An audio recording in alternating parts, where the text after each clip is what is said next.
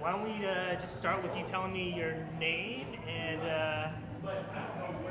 how you got involved in this project? Okay, yeah, perfectly. Paul Vianello is my name. Born and raised right here in Petaluma, California. So were my folks. So I moved to Sebastopol back in 1990. Had a daughter, and while she was in school, I got to know my partners through school functions, baseball games, softball games, all that good stuff. And one party we were sitting at a school function, one of my partners had asked if we wanted to possibly make beer on weekends. And we all kind of looked at each other, that'd be fun, let's do it. So we started making beer, and just out of my garage, my partner's garages, and we switched back and forth, made a batch of beer out of a little half-barrel system, and started doing that, and it kind of turned into probably once a month, twice a month we'd make beer, and then we'd have a party, everybody get together and taste it. First few batches weren't very impressive, but as we progressed and got to learn the whole process, they got better and better. And every year we'd have a party. We'd have like a beer party, a little camp out party at my partner's property. And it grew over the years from maybe 25 people to 50 people to 200 people. And we have a band and turned into a big thing. And people are always asking us, where can we find your beer? I said, well, we make it. And we made it. We had 5 different beers that we made over the years. And they said, this is really good stuff. Why don't you guys get it, entered in a contest or something? You should do something with this. So we entered a contest at Battle of the Brews in Santa Rosa, back 10 years ago. And we got People's Choice Favorite Brewery. So we thought, well, wow, maybe we do have something here. And so the good thing is there were 6 of us partners. 5 of us, all of our kids kind of went to school together, and we hung out a lot, and it was just a great group of friends, and it kind of morphed into a little more than just a little hobby. And we decided after the contest, people were contacting us, asking if we were going to make our own beer, start our own. So we decided, well, let's give it a shot. And there was a brewery in Sebastopol that had gone out of business, and we figured, well, let's see if we can consume that little space and buy a system and give it a shot. So we all kind of threw our cards on the table and said, let's give it a go, and we did. And it just blew up. After the first year, we consumed this one space, and it was about a quarter of the building, and within about a year and a half, we consumed the whole building. So it went from approximately 500 square feet to 2,000 feet. And then we survived the flood, 5 years ago, and the pandemic, fires, you name it. I mean, we were pretty resilient, and it was amazing how we all kind of stuck together and made it all happen, made it work. And the camaraderie that we built up in Sebastopol, we had a lot of local followers, and it was just fun, it was exciting. And we ended up building out the parking lot and giving us outdoor spaces. So we had a lot of local bands, a lot of music, and it's just a really neat vibe. Really fun place to go and meet people. You never know who you're going to meet. And the beers have just gotten better and better every year. And we've made over 300 beers in the last 8 years. So we have our staples, our 7 or 8 staples that stay on the board constantly, and the other 6 or 7 are constantly rotating. So we have new beer, and I think a lot of people look forward to that, coming in and never know what they're going to find. And then about 4 or 5 years ago, we decided, well, you know what? Let's think number 2. And we all grew up here in Petaluma, and we got a lot of roots here. And once we found this building, it was just kind of like it was meant to be. When we walked into this space, when I was a kid in 1960, we were walking by this building. It was Ross Home Tractor Sales. So it was just, and my grandfather lived right down the street. So this is a local spot, and I've seen a lot of changes over the years. And when we walked in here and started construction on the place, tore down the sheetrock and exposed all these old beams here, it was just like almost an aha moment. It was just like, wow, this is cool. We need to preserve this.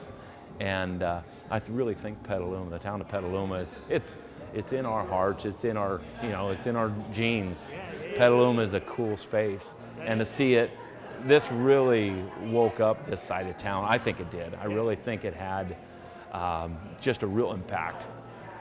Just in the last 2 years, we've seen it grow and seen what happens when people find out about us and see what we've done to this.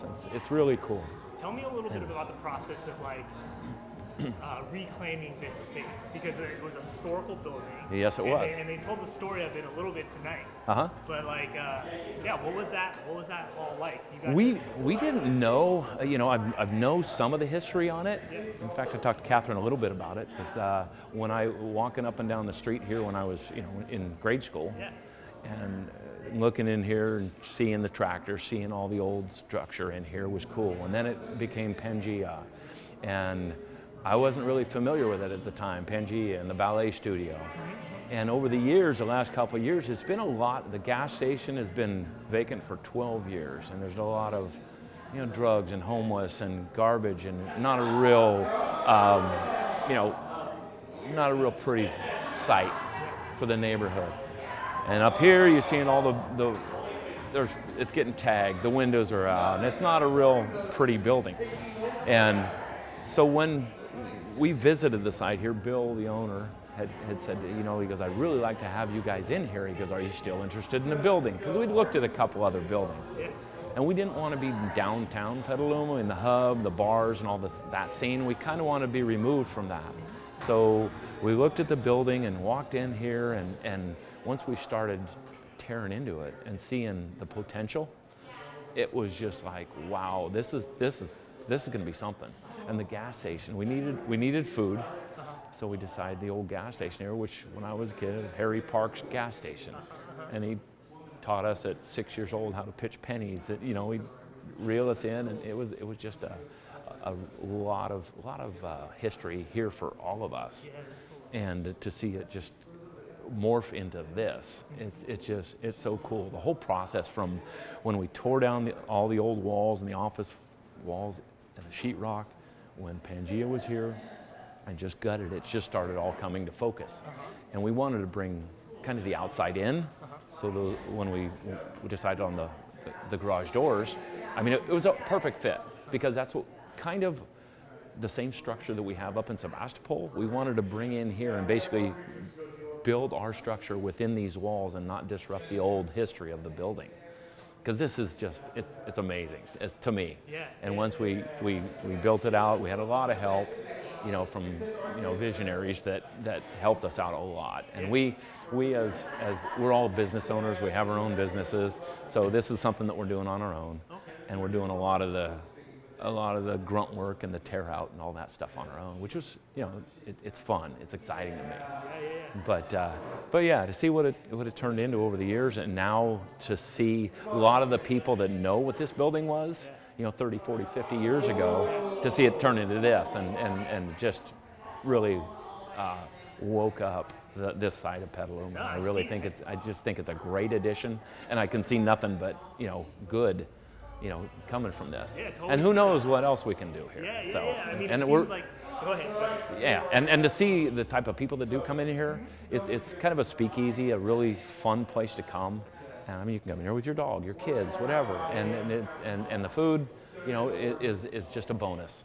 With Acme Burger. I mean, he does a really good job, and it's a great marriage, and it works out really well for us. That's awesome. So, no, it seems like such a community hub. It is, and it is. And that trivia night, you're hosting this event. Yes. It's bringing people together, and they're making new memories in this historical space. Exactly, which is really cool. Exactly, and bringing in like music venues and comedy. See what else we can bring in here. And it's a place for people to come, sit down, play games, converse, do whatever, and it's a really user-friendly, fun, happening spot. That's awesome. That's awesome. What was it like to like host tonight's event and know that like the architects or the architect firm that helped rebuild or reconstruct this space with you all. Like, Yes. What was that like? Oh, that was phenomenal. Because, from the start, we saw all these renderings. They came back 2, 3, 4, 5 times, and until that last one came, and it's just, yes, that's it. It just kind of like, it resonated with all of us, and it felt right, it felt comfortable, and we wanted to build something that was different, memorable, and unique, and I mean, it all came out really well. I don't think it could have come out any better. I'd say so. It looks really awesome. So, yeah. It looks great. Yeah. Is there anything else that you'd like to say? Not that I can think of. I'm just happy to see people come here and enjoy this space and at least experience it. It like I say, we don't know what's coming next, but it can be nothing but better. Yeah. So. Pretty cool. Yeah. Really cool. Well, pleasure meeting you. Pleasure meeting you too, definitely. Yeah. Thanks for all your time and energy, and loved having you guys here, for sure. Yeah, this is cool. So, So yeah. thank you. My pleasure. Thank you again, huh?